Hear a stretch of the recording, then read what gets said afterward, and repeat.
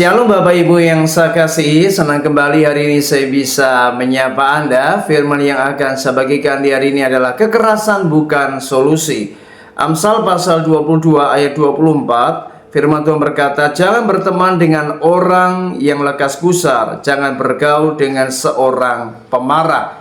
Menarik sekali saudara, di dalam ayat ini ada kata pemarah. Tahukah Anda kata pemarah di sini dipakai di dalam bahasa aslinya menunjukkan orang yang tidak mampu mengendalikan apa yang namanya amarah. Orang jenis seperti ini adalah orang yang tidak bisa mengelola emosinya. Ia cenderung untuk cepat marah dan kemarahannya bahkan bisa melakukan sesuatu yang dapat melukai orang lain, dan ini tanpa ia sadari. Karena apa? Karena ketika dia marah, dia bisa saja mengucapkan kata-kata yang kasar. Saudara, hati-hati dengan apa yang namanya kemarahan ini.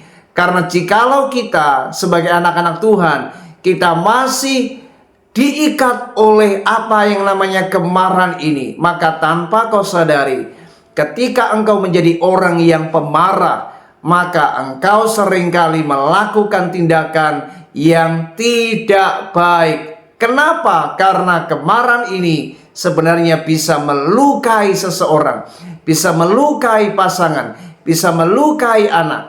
Dan orang-orang yang melakukan perkara ini biasanya mereka selalu kemarahannya meledak, dan ia seringkali berkata yang kasar terhadap orang lain.